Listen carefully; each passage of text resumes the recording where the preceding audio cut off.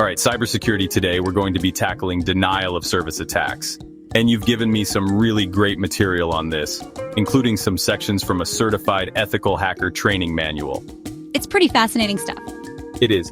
Yeah, kind of like figuring out how to pick a lock, but we're using that knowledge for good. Yeah, it's interesting to look at it from both sides. The attacker and the defender, and the society manual gives us a pretty good framework for doing that. Yeah, for sure.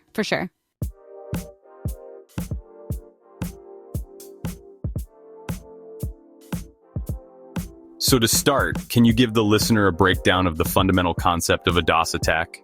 Sure. So at its core, a DDoS attack is really all about overwhelming a system with traffic, and that makes it unusable for its intended users. So you can think of it like a website. A website suddenly gets flooded with requests so many that it can't respond to legitimate users trying to access it. So the website essentially becomes inaccessible, but it's technically still online. That's right. Yeah, it's like a busy signal on a phone line, but on a much larger scale.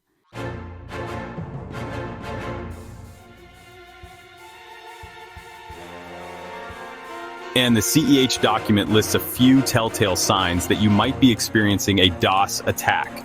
One of the most common is slow performance, like web pages taking forever to load. Another is an unexpected surge in spam emails, which can be a distraction tactic while the main attack is going on. Oh, wow. And then, of course, the worst case scenario, the website or the service that you're trying to use becomes completely unavailable, completely inaccessible.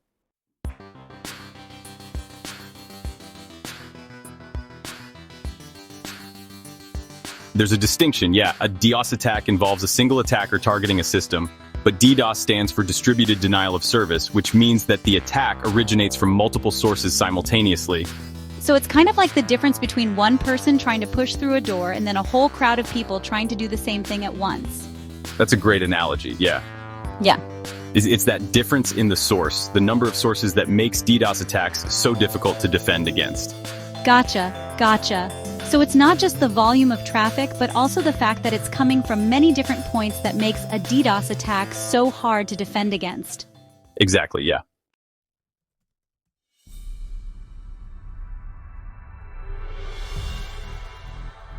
And the CEH manual, it categorizes these attacks in a few ways that I think are helpful to understand how they work. Okay, let's go through those categories. The first one.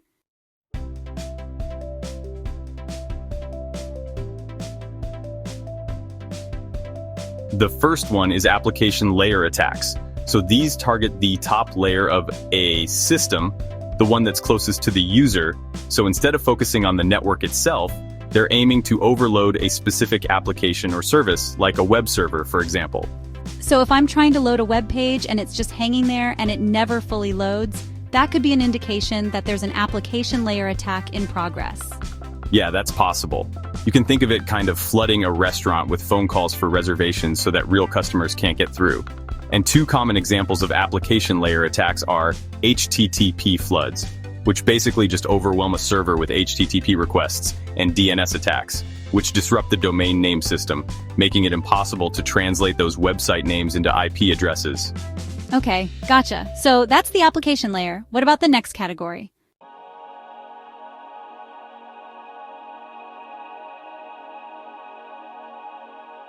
Okay, so next we have protocol attacks, and these exploit weaknesses in the communication protocols themselves.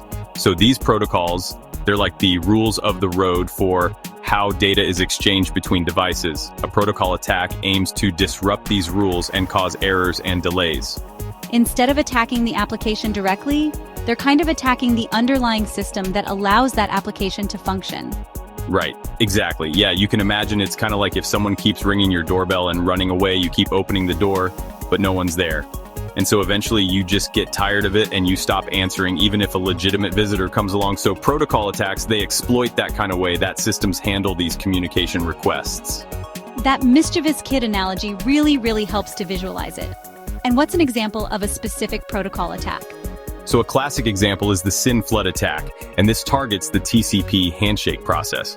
So, this process is essential for establishing a connection between devices before they can exchange data. And so in an SYN flood attack, the attacker sends a flood of connection requests, but never actually completes the handshake. So it leaves the server hanging with a bunch of half-open connections, which consumes resources and prevents legitimate connections from being established. Interesting. It's not about brute force, it's more about exploiting the way the system is designed to actually work. Right. Yeah, okay, interesting. And what about that third category?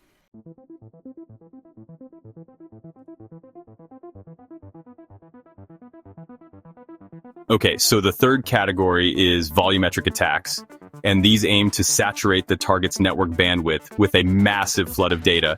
So it's like trying to drink from a fire hose. The sheer volume of traffic just overwhelms the network and makes it impossible for legitimate traffic to get through.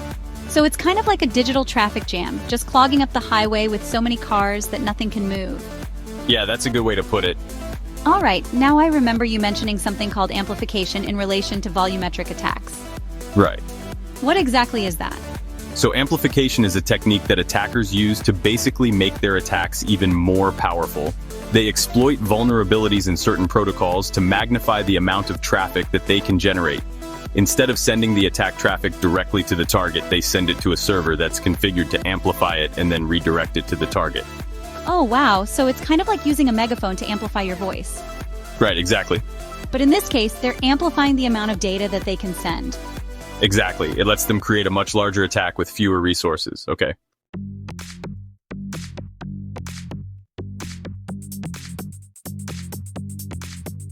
So let's take a closer look at some specific attack techniques within these categories. We've already touched on the SN flood, but there are others that are worth understanding. One is the bandwidth attack, and this aims to completely saturate the target's available bandwidth. So could you explain how that works and how it relates to the idea of network analysis? Sure. So again, you can think of it like a highway with a limited number of lanes. If you flood it with enough cars, even if they're moving slowly, you can create a traffic jam that prevents anyone else from getting through. So network analysis tools like NetFlow, for example, can be used to identify these attacks. Because they monitor the volume and the patterns of traffic that are flowing through the network, and they can help to pinpoint these unusual spikes in traffic that might indicate an attack is underway. So it's not just about seeing a lot of traffic, but also about analyzing the patterns and the characteristics of that traffic to determine if it's legitimate or malicious. Right? Yeah, exactly. And then there's the fragmentation attack, which takes advantage of the way that data is broken down into packets for transmission over a network. Fragmentation. That sounds familiar from other areas of computing. Could you explain how it applies to DDoS attacks? Sure. So normally, when data is sent over a network, it's broken down into these smaller packets, and then they're reassembled at the destination. In a fragmentation attack, the attacker deliberately sends a flood of fragmented packets that are incomplete or they're malformed. This just overwhelms the target system with trying to reassemble those fragments, which leads to performance issues. So it's kind of like sending someone a puzzle with a million pieces, but some of the pieces are missing or they don't fit together properly. Right, exactly. Yeah, that would be very frustrating. And then there's also the ICMP flood attack, which uses a seemingly harmless tool, the ping command. Right? ICMP, the ping, that's different. It is. So a ping is a simple way for devices to check if another device is reachable on a network. Right? Right. It sends this ICMP echo request, and then the other device responds with an ICMP echo reply. So it's basically just like, hello, are you there? Exactly. But in an ICMP flood attack, the attacker sends a massive number of ping requests to the target, which overwhelms its ability to respond and potentially can disrupt its network connectivity. So even a simple tool like ping can be weaponized for malicious purposes. That's kind of unsettling. It is. So how do attackers generate such enormous amounts of traffic for these attacks? One computer can only do so much.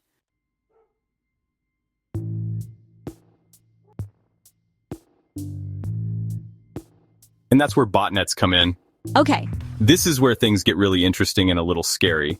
So a botnet is a network of compromised computers called zombies. Bots? That are under the control of a single attacker. That sounds like something out of a science fiction movie. I know, but it's a very real threat. These zombie computers are everyday machines that have been infected with malware, often without the owners even knowing it. Oh, wow. And this malware allows the attacker to remotely control these infected machines and use them to launch large-scale attacks. So it's like an army of unsuspecting soldiers, but they're all carrying out the attacker's commands. That's a good analogy. And because botnets can involve thousands or even millions of compromised machines, they give attackers a tremendous amount of firepower. That's a pretty chilling thought. Now, the CEH manual mentions some specific tools that hackers use to carry out these attacks.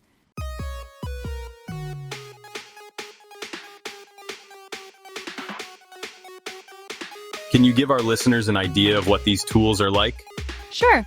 One that stands out partly because of its name is LOIC, which stands for Low Orbit Ion Cannon. Okay, that definitely sounds intimidating. It does, yeah. What does it do? So it's a tool that allows anyone with a computer to participate in a DDoS attack.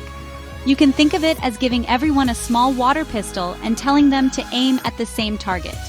Individually, they might not do much damage, but collectively, they can create a significant disruption. So it's a way to leverage the power of many to overwhelm a target, even if each individual contribution is relatively small. Right, exactly. What other tools are out there? There's another one called AndoCID, which is an Android-based tool. And this highlights the fact that these attacks can originate from anywhere, even mobile devices. Wow. So even our smartphones can become weapons in the wrong hands. That's a little concerning. It is. And then there's HPing3, which is a more versatile tool. It can be used for legitimate network testing, but also for malicious attacks. So it's kind of like a Swiss Army knife. It can be used for good or evil, just depending on the intentions of the user. Right, and it's important to remember that in the context of ethical hacking and cybersecurity research, these tools are really valuable for identifying vulnerabilities and testing defenses. But in the wrong hands, they can be used to cause real harm. For sure. Well, we've covered a lot of ground here, getting a good grasp of how these attacks work from the attacker's perspective. But now I'm wondering, how do we defend against these digital onslaughts? What can be done to protect ourselves from becoming victims? That's an excellent question, and one that we'll explore in the next part of our deep dive. We're going to flip the script and look at the strategies and techniques that individuals and organizations can use to mitigate the risk of these attacks. All right, perfect. Looking forward to delving into those defenses and learning how we can fight back against these digital threats. Yeah. All right, we'll be right back after a quick break. Sounds good.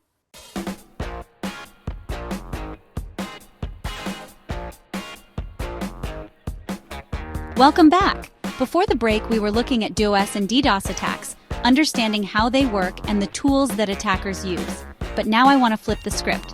Let's talk about defense. Yeah, it's like a game of chess, right? Once you understand your opponent's moves, you can start to develop strategies to counter them. Exactly. So what are some of the key strategies that individuals and organizations can use to protect themselves from these attacks? Well, one fundamental approach is to increase your bandwidth. Remember those volumetric attacks we talked about? The ones that try to flood the network with data? Right. Well, if you have a bigger pipe, so to speak, it's harder to clog it up completely. So it's kind of like having a wider highway, more lanes to accommodate the traffic, even if some of it is malicious. Exactly. And for websites and online services, using a content delivery network or CDN can be really effective. Okay, I've heard of CDNs, but I'm not entirely sure how they work. Could you explain that a little bit for the listener? Sure. Think of a CDN as a network of servers that are distributed around the world. So when someone tries to access a website that's using a CDN, they're automatically directed to the server that's closest to them geographically. Oh, okay. So this not only improves performance for legitimate users, but it also helps to distribute the load during an attack, making it harder for attackers to overwhelm a single point. So instead of all the traffic going to one central server, it's spread out across multiple servers, making the system more resilient. Exactly. Gotcha. Okay, that makes sense. What other defenses can we put in place? Another crucial aspect is securing your network infrastructure. This involves implementing firewalls, intrusion detection systems, and other security measures to filter out malicious traffic and prevent unauthorized access. So it's kind of like having a security guard at the door, checking IDs and making sure that only authorized personnel are allowed in. Yeah, that's a good analogy. Are there specific techniques for mitigating certain types of attacks, like the SYN flood attack we talked about earlier? Absolutely, yeah. For SYN flood attacks, techniques like SYN cookies and SYN proxies can be really effective. SYN cookies, for example, allow a server to defer the creation of a full connection until the client actually completes the TCP handshake process. So this helps prevent the server from being overwhelmed with those half-open connections. So it's kind of like giving someone a temporary pass to enter a building while they wait for their full credentials to be verified. rather than letting them in completely and then having to deal with the consequences if they turn out to be unauthorized? Right, exactly. That's a clever approach. What else can be done to defend against these attacks? Rate limiting is another helpful technique. This involves setting limits on how many requests a server will accept from a particular source within a given time frame. This helps to prevent attackers from just flooding the server with requests. And then there are techniques like black holing and null routing that can be used to divert malicious traffic away from the target. Exactly, yeah. Okay, black holing, that sounds intense. Yeah, so it's essentially creating a digital black hole where all the malicious traffic is sent and then it just disappears. It's a pretty drastic measure, but it can be effective in just stopping an attack in its tracks. Null routing is similar, but instead of sending the traffic to a black hole, it just drops the packets, effectively ignoring them. So it's kind of like having a spam filter for your entire network. You're just blocking or ignoring the bad stuff. Right. These are all great strategies for organizations, but what about individuals? Well,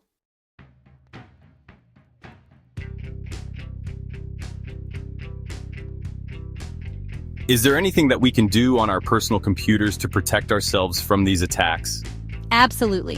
One of the most important things you can do is to keep your operating system and your software up to date. Okay. Software updates often include security patches that fix known vulnerabilities, making it harder for attackers to exploit them. So it's kind of like having the latest security system installed in your home with all the latest upgrades and patches to protect against intruders. Yeah, that's a good analogy. And what about passwords? I know those are crucial for general security, but do they play a role in defending against DDoS attacks? They absolutely do, especially when it comes to preventing your computer from being compromised and becoming part of a botnet. Using strong, unique passwords for all your accounts and enabling two-factor authentication wherever possible makes it much harder for attackers to gain unauthorized access. So it's like having multiple locks on your door to make it harder for someone to break in. Okay, what about antivirus software? So that's still important in the context of DDoS attacks. Definitely. While antivirus software won't directly protect against a DDoS attack, it can prevent your computer from becoming part of a botnet in the first place. Right, because those zombie computers we talked about, they're everyday machines that have been infected with malware. So antivirus software can help to detect and remove that malware, Exactly. preventing attackers from using your computer to launch attacks against others. Right. Okay, so it's kind of like having a guard dog that can sniff out intruders and alert you to their presence before they can do any harm. Any other tips for staying safe out there in the digital world? A few more. Be cautious about the links you click and the files you download, especially from unfamiliar sources. Those could be disguised ways to install malware on your computer. So it's like not accepting candy from strangers. Exactly. But in the digital world, what about phishing scams? Those seem to be more about stealing information than launching attacks. While phishing scams are often aimed at stealing information, that information can then be used to compromise accounts and potentially launch attacks. For example, if an attacker gains access to your email account, they could use it to send spam or even launch attacks from your computer without your knowledge. So it's all connected. It is. And protecting your personal information is also about protecting yourself from becoming a pawn in someone else's attack. Any final thoughts on staying safe from DDoS attacks? I think the key takeaway is that cybersecurity is an ongoing process, right? It's not a one-time fix. Stay informed about the latest threats, be vigilant about your online activities, and don't be afraid to ask questions if something seems suspicious. Those are all really great points and great words of advice. Now we've talked about the present, but what about the future? What trends are you seeing in the world of DDoS attacks? And what should we be prepared for in the years to come?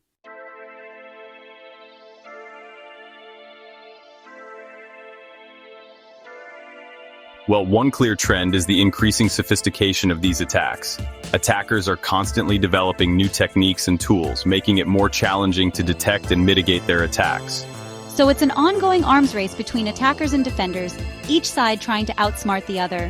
What else is on the horizon? The Internet of Things, IoT, is playing a really significant role in the evolution of these attacks. As more and more devices become connected to the internet, everything from smart home devices to wearables to cars, the potential for compromised devices to be used in botnets grows exponentially. So it's like the army of zombie computers is expanding, Right? to include all these new types of devices, making the potential for large-scale attacks even greater. Yeah, exactly. And we're seeing more attacks targeting critical infrastructure like power grids and financial systems. The stakes are getting higher and the potential consequences are becoming more severe. That's a pretty sobering thought. It's one thing to have your favorite website go down, but it's quite another to have essential services disrupted. Are there any other trends that you're keeping an eye on? One that's particularly interesting and a bit concerning is the rise of AI-powered attacks. AI-powered attacks. That sounds like something out of a science fiction movie. It does, but it's becoming a reality. Oh, wow. Attackers are using artificial intelligence to automate their attacks, making them more efficient and more difficult to defend against. Imagine an AI that can learn the defenses of a target system and then adapt its attack strategy in real time. So it's like having a super intelligent hacker that can outsmart even the most sophisticated security measures. That's a bit unnerving. It is a challenge, but it's not insurmountable. On the defense side, we're also seeing advancements in AI and machine learning being used to detect and respond to attacks more effectively. So it's like an AI-powered security guard that can anticipate the attacker's moves and block them before they can even get close to the door. That's a little reassuring. Exactly. These AI-powered security systems can analyze massive amounts of data, identify patterns, and detect anomalies that might indicate an attack often much faster and more accurately than humans can. That's encouraging. So it's not just about building bigger walls, but also about having smarter defenses that can outmaneuver the attackers. Are there any other strategies that are important for staying ahead of these evolving threats? Collaboration and information sharing are crucial. Okay. Security professionals need to work together, sharing knowledge and best practices to stay ahead of the evolving threat landscape. It's kind of like having a network of security guards who can communicate with each other and share information about potential threats, making it much harder for attackers to slip through the cracks. Exactly, and individuals and organizations need to prioritize cybersecurity, investing in the right tools, training, and awareness programs to protect themselves. So it is a collective effort. We all have a role to play in keeping the digital world safe. We do. Any final thoughts for our listener on the future of DDoS attacks? Well, I think the internet is a constantly evolving ecosystem. What works today might not work tomorrow, so stay curious, stay informed, and stay vigilant. The future of cybersecurity depends on it. Those are wise words. Now, with all this talk about the future, it makes me wonder, are there any recent real-world examples of DDoS attacks that kind of highlight these trends we've been discussing? There are. And in the final part of our deep dive, I'd like to share a particularly compelling case study that really illustrates how these attacks are evolving and the challenges we face in defending against them. That sounds fascinating. We'll be right back after a short break to delve into that case study. Stay tuned. S1, Media Group, audience anticipating next segment. Excited person waiting at it stock at distribute _equally. Yeah. Okay, so we're back, and I'm really interested to hear about this real-world case study that you mentioned.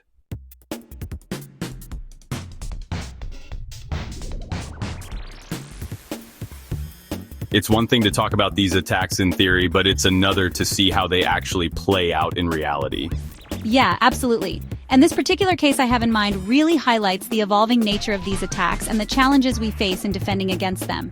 So it involved a major financial institution, let's just call it FinCorp, and they were hit with a multi-vector DDoS attack. That sounds complicated. What does that mean exactly? So it basically means that the attackers used multiple types of attacks simultaneously targeting different layers of FinCorp's infrastructure. Gotcha. So they hit the application layer with HTTP floods, trying to overwhelm their web servers. They launched volumetric attacks attempting to saturate their network bandwidth, and they even used a bit of social engineering, spreading rumors on social media to try to amplify the disruption and cause panic among FinCorp's customers. So it was like a coordinated assault on all fronts? It was, yeah. How did FinCorp respond to this? Well, fortunately, they had a pretty robust DDoS mitigation strategy in place. So they were using a cloud-based DDoS protection service that could automatically detect and deflect malicious traffic. They also had backup systems in place. So even if some of their servers were overwhelmed, they could still maintain essential services. So their defenses held up? They did, yeah. That's good to hear, but even with those defenses in place, I imagine there was still some disruption. There was, yeah. Their website experienced some slowdowns, and some customers had difficulty accessing online banking services for a few hours, but the attack was ultimately unsuccessful in terms of crippling their operations or causing any significant financial damage. Right, that's a testament to their preparedness. But this attack, even though it was unsuccessful, I think it really highlights this key point we've been discussing, the increasing complexity and sophistication of these attacks. Absolutely. The attackers in this case were clearly knowledgeable.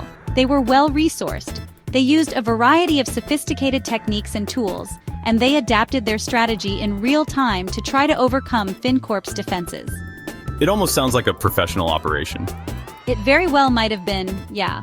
The line between cybercriminals and nation-state actors is becoming increasingly blurred. That's a disturbing thought. And if organizations like FinCorp with their robust security measures are facing these kinds of threats, what does that mean for smaller businesses or individuals? It means that everyone needs to take cybersecurity seriously. It's no longer just a concern for large organizations or government agencies. Everyone is a potential target. So what are the key takeaways from this case study? What should our listener be thinking about in terms of protecting themselves from these kinds of threats?